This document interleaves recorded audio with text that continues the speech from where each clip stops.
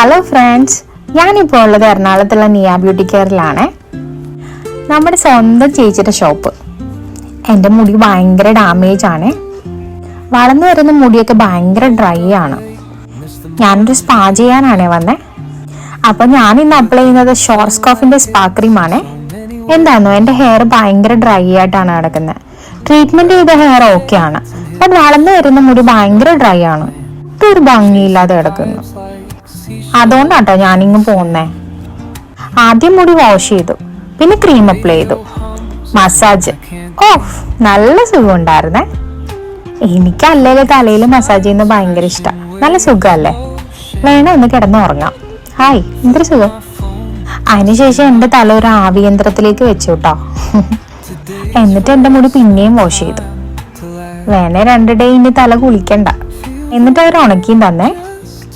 Last ഇതാണ് എൻ്റെ hair.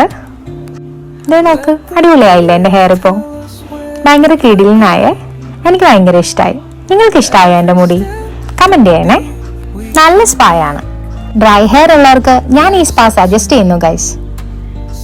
അപ്പോൾ ഓക്കെ, ബൈ ബൈ.